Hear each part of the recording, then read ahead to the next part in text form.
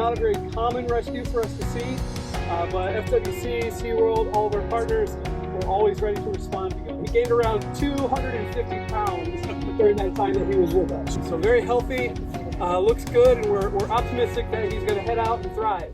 I'm Mallory McCormack. I'm on the rescue team at SeaWorld Orlando.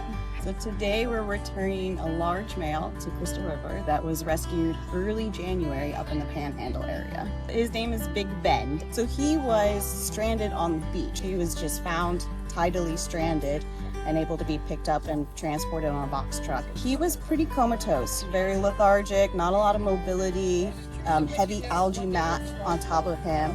So with us, we'll do hydration for 3 days. So after hydration and a little bit of a lettuce gruel supplementation, he started to gain more energy, eat on his own, and then become the stable manatee that he is today for his return. I grew up in South Florida, so me personally, like wildlife and like manatees, cetaceans and stuff was always such a big part of my life, so I wanted to be part of that conservation effort, and SeaWorld is the perfect place for that because we're the largest critical care for manatees, and we do so much of that rescue rehab work along with our partners like FWC, Florida Fish and Wildlife.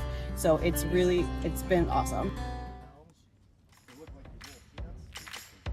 Hi, I'm Alex Vaughn. I'm a volunteer for U.S. Fish and Wildlife Service here at Crystal River National Wildlife Refuge. As we're out on the kayaks with the U.S. Fish and Wildlife Service doing manatee watch, we're looking for injured or distressed manatees.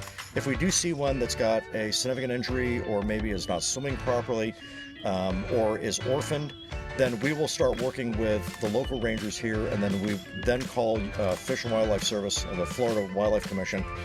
They arrange a group of volunteers to come out and do the rescue. They manage where that animal is going to go for rehabilitation, and then once that rehabilitation is successful and they're ready to do the release, they bring them back here. We get volunteers back here. We spend a lot of man energy to lift them up and slide them into the water. We're trying to do the releases back into a natural spring system. I think it's fascinating for the visitors to be able to see kind of what we do and what SeaWorld and Zoo Tampa and all of our partners do. I think they find it's fascinating to see an animal out of the water. When you see him in the water, you think, oh, he's just kind of cute. And then when you see him out of the water, you realize just how large they are and how strong they are, and also how calm they are. I'm a native Floridian. I used to be a cave diver and spent a lot of time in the springs when I was younger. So I knew I wanted to be near the spring systems. And it was just a matter of being able to get outside and try to give back to the community and take care of these really magnificent animals. They're so calm and relaxed. They've got no natural predators, and so they are curious, they're friendly, and to be able to go into the water with a 1,000-pound plus wild animal that is not concerned about you being there is a really special experience. They're sleeping. If they're not up in 3 minutes, they're asleep.